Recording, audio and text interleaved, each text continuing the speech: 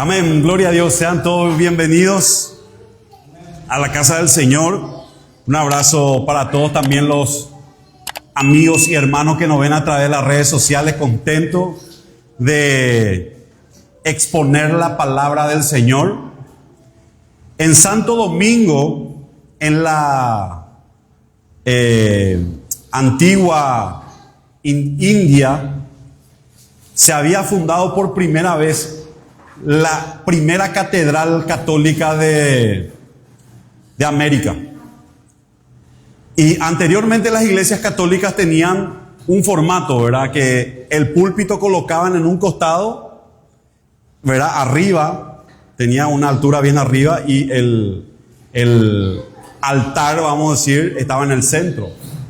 ¿Por qué? Porque en la iglesia católica la predicación es secundario.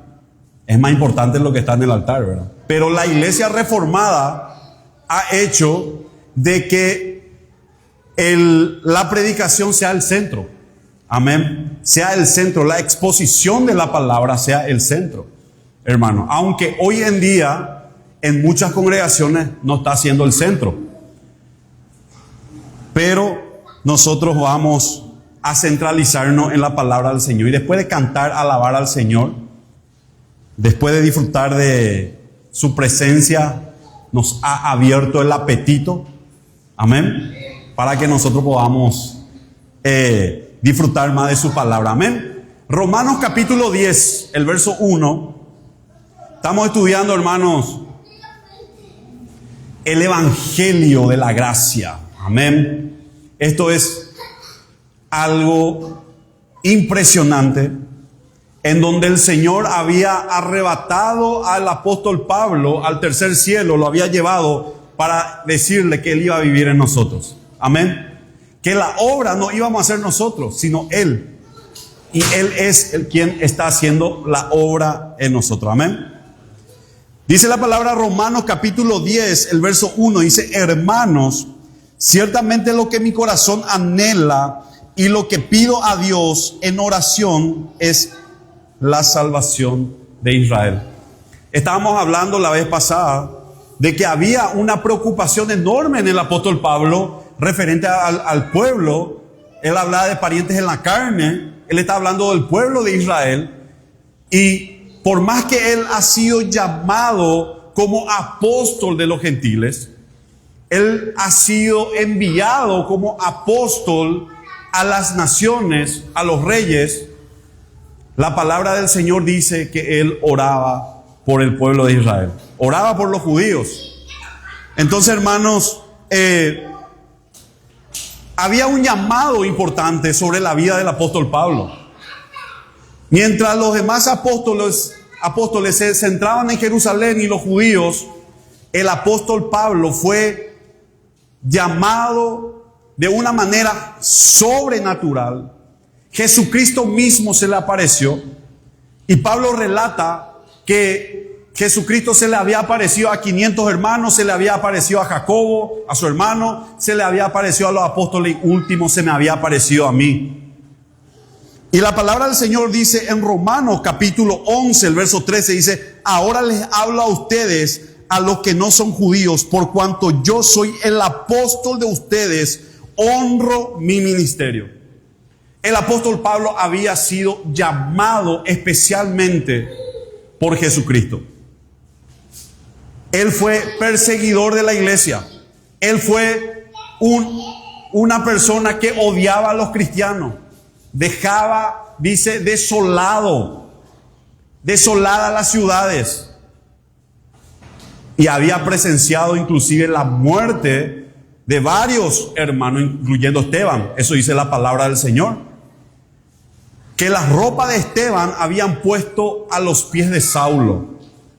Pero el Señor tenía un propósito enorme en ellos. Hechos capítulo 9, el verso 15 dice: y el Señor le dijo: ve allá, porque Él es para mí un instrumento escogido. Acá vemos otra vez la lección. Que Él había sido escogido. Y Pablo mismo dice: yo fui escogido del vientre de mi madre. Esto es asombroso. Él va a llevar mi nombre a las naciones, a los reyes y a los hijos de Israel. Él fue el instrumento que Dios había utilizado, que Cristo había utilizado para que el evangelio sea proclamado en las diversas iglesias en Oriente y principalmente en el corazón del Imperio Romano, como estamos viendo ahora, ¿verdad? Entonces, mientras que él seguía predicando la palabra, mientras que él levantaba iglesias, no disminuía, ¿qué cosa? Su clamor y su oración por Israel. Él seguía orando por su pueblo. Eso dice la palabra. Él seguía orando. Amén. Entonces, en primera de Timoteo, capítulo 2, el verso 1, nos da a nosotros también como iglesia esa responsabilidad. Porque a veces nosotros nos pasamos mucho tiempo orando por nuestras necesidades, por nuestras cosas, pero dejamos ciertas cuestiones. Nosotros ya hemos hablado aquí que debemos estar orando ¿qué? Por los hermanos, por la iglesia, por la propagación del evangelio. Tenemos que estar orando, hermanos, conforme a la voluntad del Señor. Y luego el Señor se va a encargar del resto. Amén. Él se va a encargar, hermano, qué te falta en la ladera. Se va a encargar, hermano, qué tenés que vestirte. Él se va a encargar, hermano, dónde tenés que pagar tu cuenta, hermano. Eso dice la palabra. Y dice, 1 Timoteo capítulo 2, el verso 1, dice, ante todo exhorto a que se hagan rogativas, oraciones, peticiones, acciones de gracia por todos los hombres. Por todos los hombres, por los reyes, por el presidente de la república, por los diputados, por los senadores, por el intendente, por el alcalde, ya que en otros lugares hay alcalde, ¿verdad? Hermanos, por todo lo que ocupan altos puestos, para que vivamos con tranquilidad y reposo, y en toda piedad y honestidad, porque esto es bueno y agradable delante de Dios nuestro Salvador, para que nosotros vivamos en paz y podamos predicar el evangelio. Amén. Ese es el objetivo principal de la palabra. Cuando nosotros entendemos de que el Señor está interesado, ¿qué? Cristo está en los negocios de su Padre. Nosotros también tenemos que estar en los negocios de nuestros padres. No porque nosotros hoy en día vivamos en democracia, vivamos en un país libre, ¿verdad? Vamos a estar más centrados en nuestras cosas. No, hermanos, tenemos que aprovechar cada momento, cada instante, ¿verdad? De disfrutar de esta paz que nosotros tenemos para proclamar el evangelio. No callarnos, porque va a llegar el tiempo en donde no se va a poder más predicar el evangelio. Va a venir persecuciones. Por eso Pablo le decía a Timoteo, predica a tiempo y fuera de tiempo. No importa si no te quieren escuchar, no importa. No importa si te rechazan, no importa. Predica el evangelio. Amén. Entonces, hermanos, la oración del apóstol Pablo era para que Israel como nación venga a los pies de Cristo. Venga a los pies de Cristo. Esa era la oración del apóstol Pablo. Él estaba orando conforme a la voluntad de Dios. Pero eso tampoco iba a suceder, ni ahora está sucediendo, hasta que se cumpla la plenitud de los gentiles. Amén. Entonces, hermanos, Romanos capítulo 1, el verso 16 dice, no me avergüenzo del evangelio, porque es poder de Dios para la salvación de todo aquel que cree.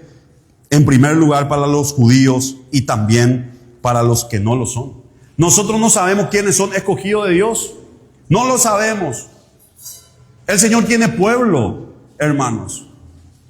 Pero ese pueblo no va a llegar a Cristo si no le llega el evangelio. Por eso el Señor le dijo, no temas, Pablo. No temas de confesar que ahí yo tengo pueblo. Entra. Amén. Así que tenemos que utilizar todo lo que tenemos para predicar el evangelio. En Juan capítulo 4, el verso 22 dice, ustedes adoran lo que no saben.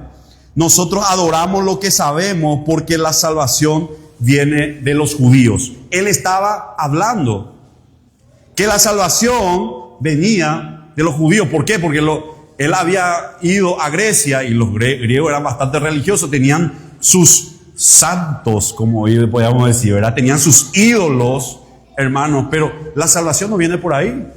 Incluso ni tampoco de los samaritanos. Jesucristo le dijo, ustedes adoran en un monte, pero va a llegar la hora, hermanos, que no necesitaremos ningún monte, ninguna catedral, ninguna iglesia, ninguna congregación, sino que el Señor va a buscar verdaderos adoradores, que le adoren en espíritu y en verdad. Hechos capítulo 1, el verso 8 dice: pero cuando venga sobre ustedes el Espíritu Santo, recibirán poder y serán mis testigos en Jerusalén, en Judea, en Samaria y hasta los últimos de la tierra. Entonces, hermano, el propósito y el poder evangelizador, eso viene de parte del Señor. Y nosotros, como iglesia, el resultado de la predicación es hablar, el de testificar de Cristo. Estábamos haciendo una transmisión en vivo y una persona dice: Dios no va a venir a buscar predicadores. Es cierto, es la pura realidad. Porque hoy en día hay mucha gente que predica, pero eso no quiere decir de que esas personas sean cristianas. O sea, hay mucha gente que predica. Pero uno de los frutos, hermano, que cuando vos sos creyente, hermano, vos no podés callar esto. No podés callar esto, hermano.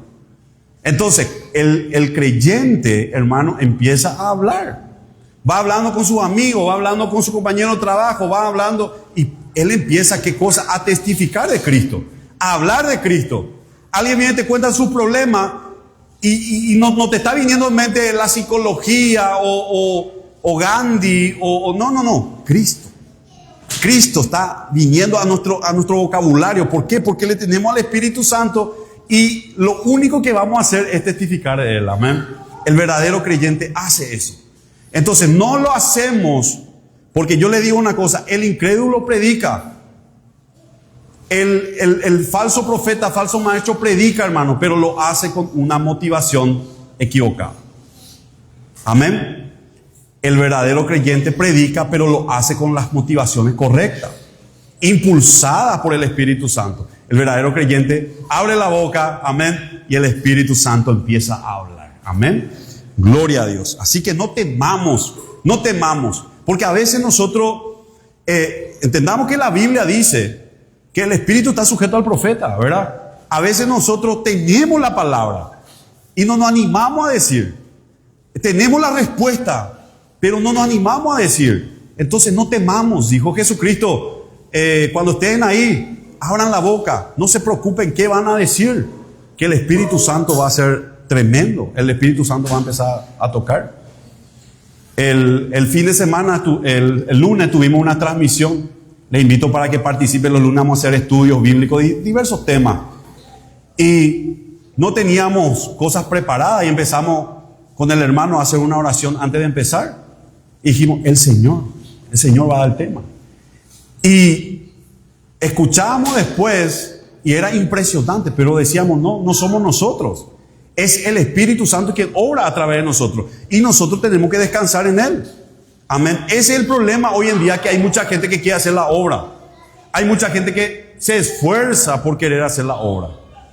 Pero sepamos, mi hermano, que nosotros tenemos un poder sobrenatural y todopoderoso que opera en nuestras vidas. Amén. Entonces, hermano, no temamos. Gloria a Dios. Y ese era me imagino yo que Pablo quería ser el apóstol de los judíos, ¿verdad? Pero el Señor lo había llamado a ser el apóstol de los gentiles. Y hoy nosotros somos parte de esa semilla, amén, que el Señor lo había utilizado. El Romanos capítulo 10, el 2 dice: me consta que ustedes tienen celo por Dios, pero su celo no se basa en el conocimiento. Amén. Acá Pablo está hablando del celo de Dios,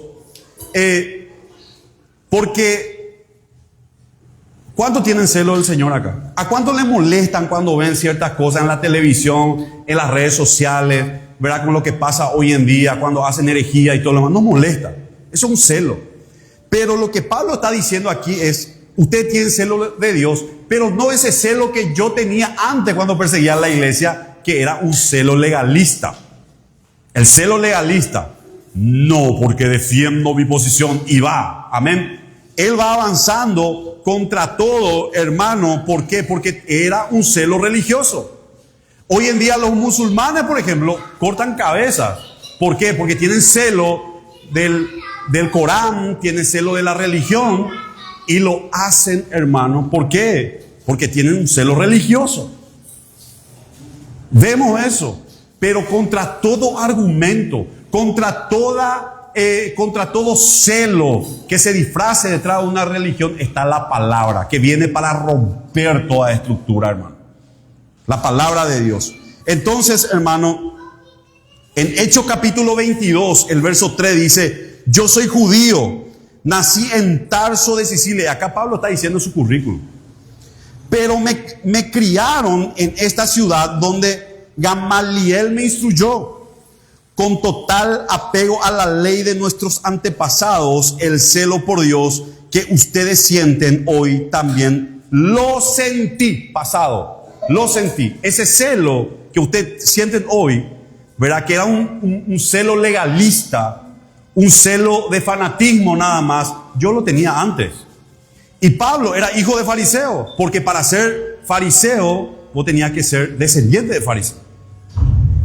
Y es lo que había pasado con el apóstol Pablo. Y Pablo había crecido a los pies de uno de los eruditos, de uno de los fariseos más sabios de la época, que era Gamaliel.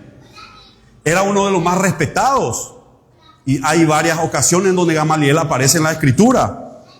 Entonces, hermanos, vemos que el apóstol Pablo decía: miren, yo vengo, este es mi currículum, pero todo esto yo lo tengo de basura.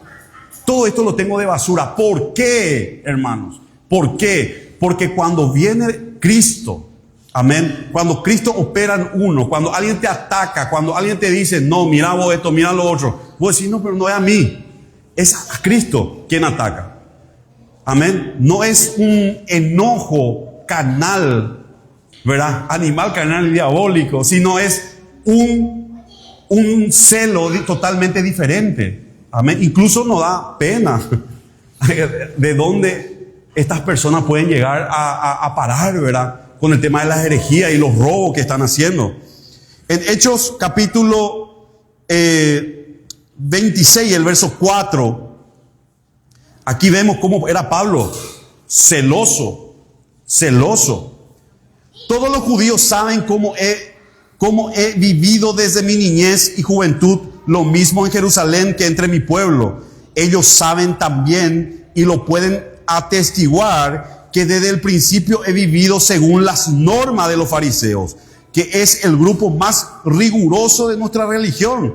Y ahora me juzgan por mi esperanza en la promesa que Dios le hizo a nuestros padres. Vean, él era un riguroso defensor de la ley y de las costumbres de los fariseos. Él no era cualquier cosa, hermano. Él era un líder fariseo celoso. Pero una vez que el Señor Jesucristo le llamó de esa forma sobrenatural, hermano, prácticamente él dijo: esto es basura. Él encontró el tesoro. Él encontró y abandonó todo eso. Abandonó y empezó a tener lo que es del Señor. Gálatas capítulo 1, el verso 13. Gálatas 1:13 dice: porque ya han oído ustedes hablar de cuál era mi conducta antes en el judaísmo, cuando perseguía, asolaba sobremanera a la iglesia de Dios. En el judaísmo yo aventajaba en mi nación a muchos. Wow. De mis contemporáneos, y era mucho más celoso de las tradiciones de mis padres. Pero Dios me apartó desde el vientre de mi madre. Acá vemos la elección divina del Señor. Y me llamó por su gracia, y cuando a Él le agradó. Esto es tremendo, hermano. Esto es maravilloso, hermano, porque el Señor Jesucristo transformó la vida de Pablo. El Señor Jesucristo tenía un propósito soberano en la vida del Pablo. Y Pablo lo reconoce: el Señor ya me había llamado del vientre de mi madre. Y miren todo lo que Él había hecho. Miren todo lo que Él había hecho, hermanos. Pero todo eso, después de ser riguroso en la ley, después de tener prácticas rigurosas, el Señor le manda para que Él sea el evangelio de la gracia. Esto es tremendo. Esto es tremendo. Es lo mismo que de repente vos seas de River y el Señor te cambia y te dice vos sos de Boca, o vos sos de Cerro, Olimpia, o no sé. Lo cambió. Esto es nueva criatura, hermanos. Por eso que cuando Él conoce el evangelio de la gracia, cuando es una persona, el evangelio es una persona, es Cristo. Cuando Él conoce a Cristo, hermanos, lo demás todo es basura. Todo es basura, es insignificante. Filipenses capítulo 3, el verso 5. Dice, fui circuncidado al 8º día y soy el linaje de Israel, de la tribu de Benjamín, soy hebreo de hebreos, y en cuanto a la ley fariseo, en cuanto a celo perseguidor de la iglesia, en cuanto a la justicia que se basa en la ley, o sea, en los méritos personales, irreprensible. Pero todo lo que para mí era ganancia, lo he estimado como pérdida por amor de Cristo. Amén. Esto es tremendo, hermano. Este era el apóstol Pablo. Este es el apóstol que el Señor llamó para ser, hermanos, representante. Que era el instrumento que el Señor iba a usar. Él, después de todo lo que pasó, él se fue 2 años en Arabia a empezar a escudriñar la Escritura. Empezar a escudriñar la Escritura, y fue tremendo ahí lo que el Señor le empezó a revelar. Todo. Y él volvió con todo, hermano. Amén. Dice la palabra, el Romanos capítulo 10, el verso 3 dice, pues al ignorar la justicia de Dios y procurar establecer su propia justicia, no se sujetaron a la justicia de Dios. Y acá está hablando de los judíos. Acá está hablando de los judíos. Entonces, hermanos, los judíos ignoraron tanto la justicia inherente de Dios que está revelada en la ley.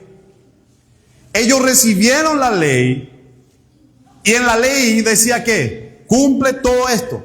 Si cumplí todo esto, vas a vivir, vas a ser salvo. Pero el problema es que no había forma de cumplir la ley. Entonces ahí se estaba revelando ¿qué cosa? La justicia de Dios. Que nosotros, a través de nuestra justicia o nuestro mérito, no podemos cumplir la ley. Y lo que ahí te está diciendo es, tranquilo, acá se está revelando que yo soy el que voy a poner la justicia. Es lo que se está revelando ahí en la ley. Eso es lo que se estaba demostrando. Entonces, hermano, eso fue revelado todo en el Antiguo Testamento. Que la ley era más que suficiente para revelarle a los judíos su injusticia. Más que nada. Por eso la ley a nosotros, a cualquiera, al impío, al judío, a todo lo demás, te lleva a Cristo. A revelarte tu incapacidad de llegar a Dios. Y justamente ahora lo que estamos tocando es eso.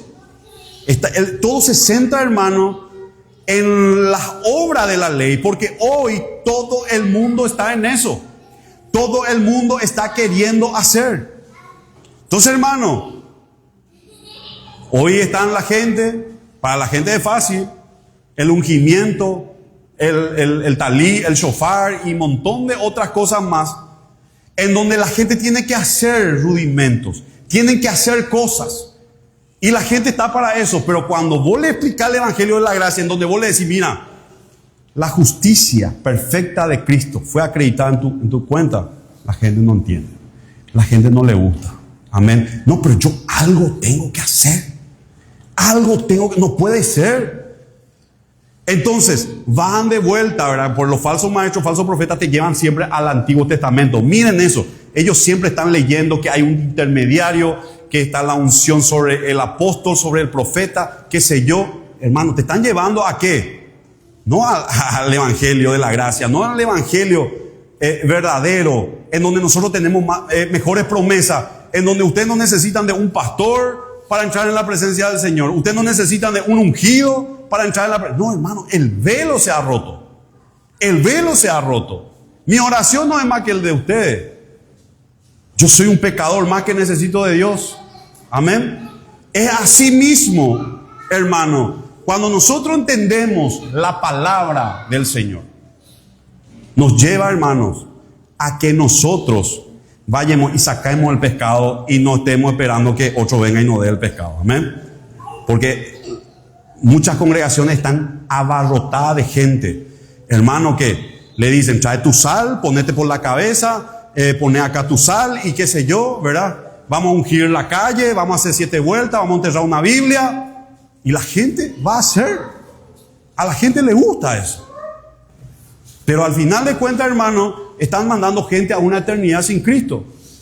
Porque la palabra nos demuestra que nosotros, si no descansamos en la obra perfecta, maravillosa de Jesucristo, vamos ya para una eternidad sin Cristo. Nuestra justicia personal no sirve absolutamente de nada. Son rudimentos nada más. Amén.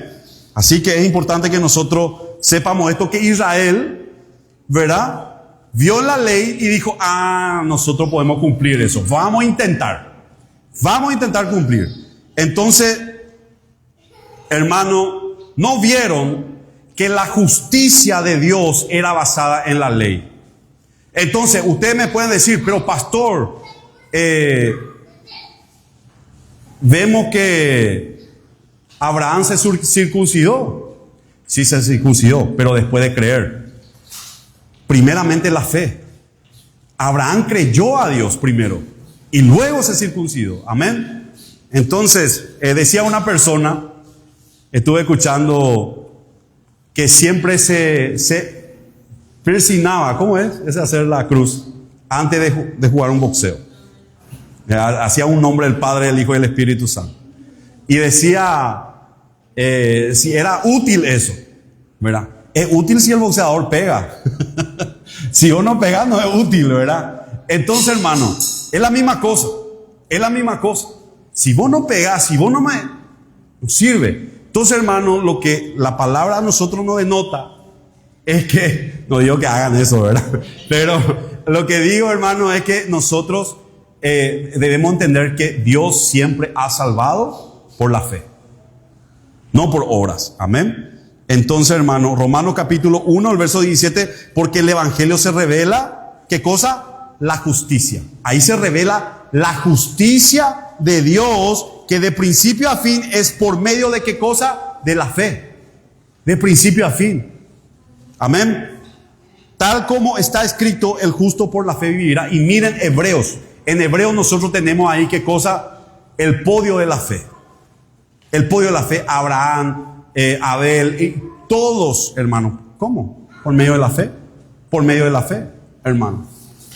Entonces, me había, no voy a decir su nombre, pero un hermano me llamó de Argentina y me está diciendo, pastor, yo te escucho siempre tus mensajes, pero, y yo le dije, ¿y qué tal, hermano? Yo te estoy, ¿cómo es? Yo veo porque quiero agradarle al Señor.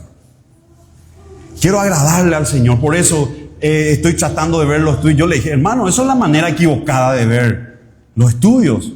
Es una manera equivocada. ¿Sabe cómo le vas a agradar al Señor? Teniendo fe, tirándote en el vacío y descansando en el Señor, cosa que nadie hace.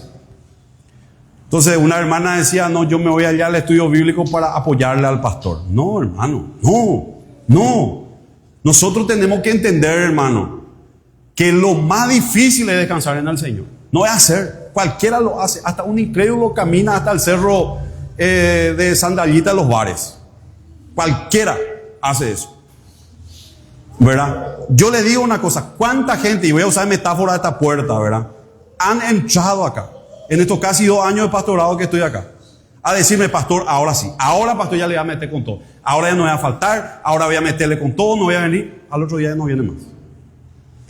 Porque nosotros somos buenos para comprometernos, somos buenos para exigirnos, somos buenos, hermano, pero al final de cuentas no estamos mirando nuestra carne, nuestras debilidades. Amén. Pero sin embargo, cuando nosotros venimos al Señor y descansamos en Él, Él hace la obra en nosotros. Él pone a nosotros el querer y el hacer. Esto no es una obligación. Ustedes no van a venir acá para apoyarle al pastor, ni para agradarle al Señor. Amén. Sino que nosotros venimos, hermanos, por agradecimiento, hermano. Para recibir más del Señor, instrucciones nada más. Porque todo ya lo tenemos. Todos estamos completos en Cristo. Amén. Entonces, hermanos, vemos, hermanos, que la palabra del Señor, ¿verdad? No era justamente que la gente descanse en su obra, no era que la gente descanse en los parámetros religiosos, porque el hombre es religioso por naturaleza. A veces decimos, si le doy métodos, la gente te va a venir, hermano. Estos métodos, vamos a hacer tal método, esto para alcanzar tal cosa, ¿verdad? Por eso muchas congregaciones están llenas donde vos llegás y te dicen, no, vos todavía no llegaste. Vos tenés que hacer esto para llegar. Y nunca llegas, ¿verdad? Entonces, pero ellos ya están allá, ¿verdad? Entonces uno tiene que sudar, ¿verdad? Entonces uno se tiene que exigir a sí mismo. Pero eso no es lo que es la voluntad del Señor, hermano. Amén. Sino que nosotros debemos creerle a Él. Creerle a Él. Amén.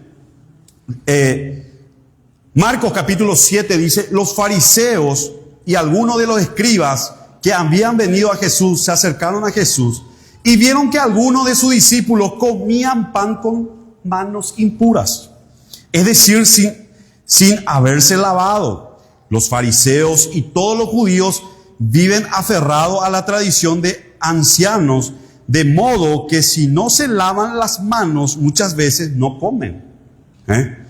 Cuando vuelven del mercado no comen sin antes no se lavan. Y conservaban también muchas otras tradiciones. Vean que eran tradiciones humanas. Eran tradiciones humanas. Como el lavar los vasos en que beben, los jarros, los utensilios de metal y las camas. Entonces los fariseos y los escribas le preguntaron a Jesús, ¿por qué tus discípulos no siguen las tradiciones de los ancianos, sino que comen pan con manos impuras? Jesús le respondió, hipócritas. Bien profetizó de usted Isaías cuando escribió, este pueblo me honra con los labios, pero su corazón está lejos de mí. No tienen sentido que me honren si sus enseñanzas son mandamientos humanos. En eso se basaba el fariseísmo. Mandamientos humanos. Es que a nosotros nos gusta comprometernos. Y nos gusta buscar el favor de Dios o torcer la mano de Dios con compromisos. Entonces, esto se volvió algo consuetudinario, como se dice en derecho, que había sucedido con el tema de los judíos, los fariseos. Entonces, no, esto a mí me sirve. Si vos te levantás a las 3 de la mañana a orar, cuando hay cambio de guardia entre los espíritus, vos vas a empezar, hermano. Entonces, hoy en día tenemos tanta gente. La vez pasada escuché una prédica de una señora diciendo que si entra varias hormigas en tu casa, esos son espíritus, hermano. Estamos tantas cosas, tradiciones humanas que de labios están, que le alaban al Señor, pero no, están lejos. ¿Por qué? Porque los fariseos ponían en primer lugar sus tradiciones que la misma palabra de Dios. No, nosotros hacemos de esta forma, ¿verdad? Como me había dicho una hermana, sí, hermano, entiendo perfectamente lo que vos me decís, pero nosotros aprendimos de esta manera. Tradiciones humanas, ¿verdad? Pero sin embargo, cuando hoy en día, ¿verdad? ¿Por qué está pasando en las iglesias cristianas? No se están predicando la palabra como debe ser, porque muchos de los predicadores perdieron, hermanos, la centralidad de la escritura. Creen que la escritura no es suficiente. Entonces hay que hacer otras cosas. La palabra de Dios se pone en último lugar. No, vamos a hacer títere, vamos a hacer esto, vamos a hacer lo otro y último allá. No, hermano, la centralidad debe ser la escritura, amén, para que nosotros podamos crecer espiritualmente y entender la voluntad de Dios. Entonces, hermano, eso es lo que había pasado. Dice, porque el cumplimiento de la ley es Cristo, para la justicia de todo aquel que cree. Hermanos, el fin de la ley es Cristo. La ley te estaba llevando a Cristo. La ley era la señal. Cuando vos mirabas la ley y vos decías, yo no puedo cumplir eso, la ley te está diciendo, ahí, mírala ahí, al Rey de Reyes, Señor de Señores, esto vos no vas a cumplir. Esto te mata. La ley te manda directamente al infierno. No hay misericordia con la ley, ¿verdad? La justicia era de Cristo. Amén. Entonces, hermano, cuando dice ahí el fin de la ley es Cristo, está hablando, hermano, que Cristo es el cumplimiento o la terminación a través de su obra perfecta. Su obra perfecta. Amén. Gloria a Dios. Mateo capítulo 5, el verso 17 dice, no piensen ustedes que he venido para abolir la ley o los profetas. No he venido para abolirla, sino a cumplirla. Él ha venido a cumplirla. La ley sigue siendo, ¿qué cosa? El carácter de Dios. La voluntad del Señor. Amén. Pero el problema es que nosotros somos juzgados, pero por medio de Cristo somos libres de la consecuencia de la ley. Por eso dice la palabra, hemos muerto a la ley. ¿Qué quiere decir que estamos muertos a la ley? Eso quiere decir, hermano, que nosotros estamos muertos a la consecuencia de la ley. La paga del pecado es la muerte. ¿Qué quiere decir eso? El pecado es el incumplimiento de la ley. Entonces, el que no cumple la ley de Dios, palo, muerto. Pero ¿qué pasó, verdad? En este eterno Dios presente es que cuando vos creíste a Cristo, vos viniste a él en arrepentimiento y fe, vos fuiste crucificado con él ahí en la cruz. Vos fuiste partícipe de esa cruz. Entonces vos moriste, ¿verdad? Fuiste sepultado con él y fuiste resucitado. Por lo tanto, cuando la consecuencia de la ley o la paga del pecado viene porque vos cometiste un pecado, te encuentras, ¿qué cosa? Muerto. ¿Entienden? Te encuentras muerto. Por eso nosotros morimos al pecado. Por eso es que nosotros no perdemos la salvación.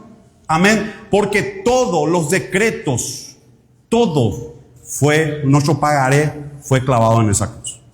De principio a fin. Viejo, presente y futuro. Todo, hermano. Entonces, cuando viene la consecuencia, ni Satanás viene queriendo acusarte, te encuentras que vos estás muerto. Amén. Vos estás muerto. Entonces, ¿qué es lo que va a pasar entonces en la glorificación? No es que nosotros vamos a ser nueva criatura. Eso ocurrió cuando nosotros creímos. En el momento que nosotros creemos, lo que va a ser, hermano, en la glorificación es un cambio de cáscara nomás. Un cambio de cuerpo nomás. Amén. Pero pastor, sigo pecando. Claro, porque vos estás todavía en un cuerpo mortal. Estás todavía en este cuerpo. Entonces, cuando venga Cristo, amén, a la final trompeta, seremos transformados, hermano. ¿Qué quiere decir la palabra? Que vamos a tener un cuerpo nuevo, santo. Amén. Entonces, hermano, nosotros ya tenemos, hermano, por medio de Jesucristo, una vida libre de la consecuencia del pecado. Eso no quiere decir que dejamos de pecar, seguimos pecando, amén. Eso no es perfección total. Pero el Señor ya está haciendo la obra en nosotros. Nos está perfeccionando de gloria en gloria a la medida y la altura del Señor Jesucristo. Amén. Segunda de Corintios capítulo 5, el verso 21 dice, al que no cometió ningún pecado, por nosotros Dios lo hizo pecado, para que en él nosotros fuéramos hechos justicia de Dios. Amén. Entonces, hermanos, acá lo que Pablo está queriendo decir, hermano, que el creer en Cristo, el venir a Cristo, se nos hace justos ante Dios. Nos hace justos. Él nos imputa la justicia perfecta de Cristo. Entonces, por lo tanto, hermanos, nosotros ya dejamos de buscar nuestra justicia personal o justicia en cualquier otra cosa o en algún tipo de práctica, ¿verdad? O cualquier tipo de intentos imperfectos que nosotros podamos hacer, hermano, para querer salvarnos. Imposible. Entonces, hermano, el obedecer la ley ya no sirve para nosotros. Amén. El obedecer la ley es ya imposible hermanos, y ya la consecuencia de no ir, ya no está en contra de nosotros. Ahora, dice la palabra, el que guarda mis mandamientos. Entonces, hoy en día para nosotros, es un parámetro. Es un parámetro. Entonces, si nosotros caminamos, el Señor pone en nosotros el querer y el hacer, nosotros empezamos aquí a vivir una vida de santidad conforme a esos mandamientos. Guardamos los mandamientos, no por nuestra fuerza propia, sino que el Espíritu Santo, hermanos, es que va generando en nosotros frutos dignos de arrepentimiento, y contra tales cosas no hay ley. No hay ley. Amén. Romanos 3:20. Romanos 3:20. Aquí nos va a aclarar un poquitito. Ya que nadie será justificado delante de Dios por hacer las cosas que la ley exige, pues la ley sirve para reconocer el pecado, pero ahora aparte de la ley se ha manifestado la justicia de Dios, y de ello dan testimonio la ley y los profetas. Amén. El 22 también, vamos a leer, el 22 dice: la justicia de Dios por medio de la fe en Jesucristo es para todos los que creen en Él, pues no hay diferencia alguna. Amén. Isaías 64:6 dice: todos nosotros estábamos llenos de impureza, todos nuestros actos de justicia son como un trapo lleno de inmundicia. Esos son los méritos humanos, esos son las buenas obras humanas. Todos nosotros somos como hojas caídas, nuestras maldades nos arrastran como el viento. Colosenses capítulo 2:13 dice la palabra: antes ustedes estaban muertos en sus pecados, aún no se habían despojado de su naturaleza pecaminosa, que habla de qué, nuestra naturaleza, el viejo hombre, pero ahora Dios le ha dado vida juntamente con Él, lo que les hablé. ¿Cómo es eso? En la resurrección de Cristo, tú y yo estábamos ahí. Amén. Dice, juntamente con Él, y les ha perdonado todos sus pecados, ha anulado el acta de los decretos que había contra nosotros, que nos era adversa, la quitó de en medio y la clavó en una cruz. Desarmó además a los poderes y a las potestades y lo exhibió públicamente, triunfando en la cruz. Amén. Gloria a Dios. Amén. Vamos a ponernos de pie, hermanos. Vamos a darle gracias al Señor.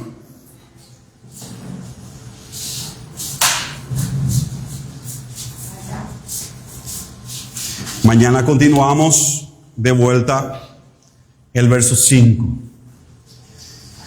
Vamos a darle gracias al Señor por ese sacrificio perfecto. Perfecto, hermanos. Esto desarma nuestra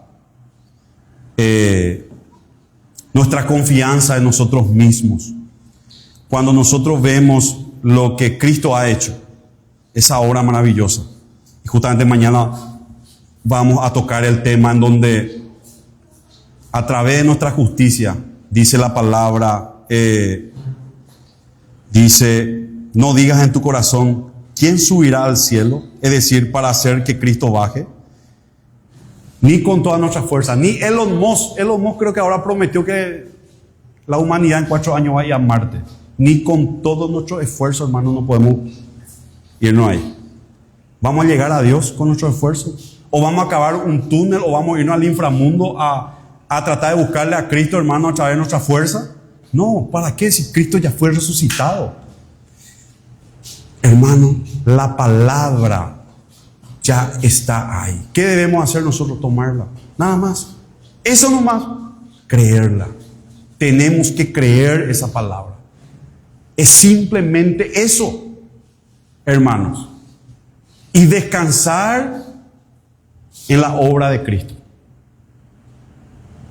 A veces decimos, pero eso nomás, hermano, es lo más difícil. Es lo más difícil, hermano. ¿Verdad? No todos están buscando eso. Pero sepamos, hermanos, que ahí está el tesoro. Ahí está el tesoro.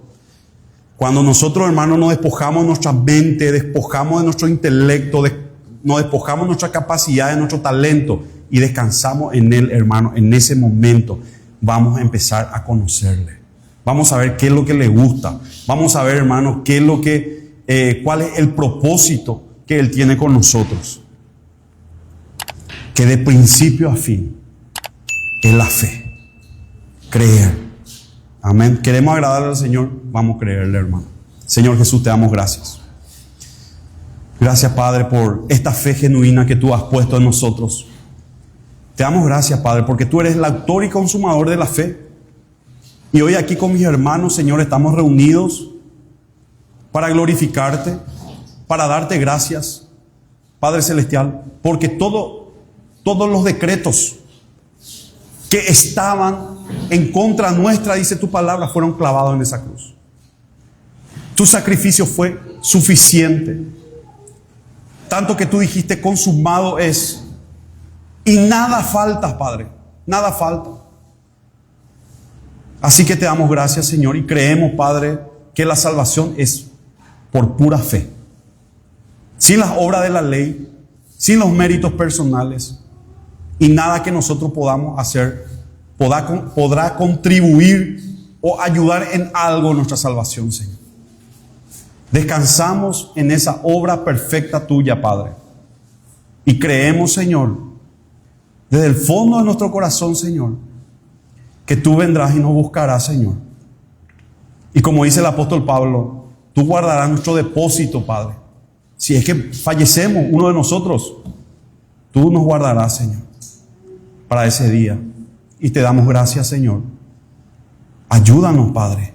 Ayúdanos, Señor, a descansar en ti, Padre, porque es lo más difícil, lo más complicado, Padre, porque es renunciar a nuestra humanidad, Señor. Renunciar a nuestra carne y tenemos que crucificarnos, Padre. Y a la obra, Señor. A la obra de nosotros. En el nombre de Jesús. Amén, amén, amén. Vamos a darle un fuerte aplauso a Cristo.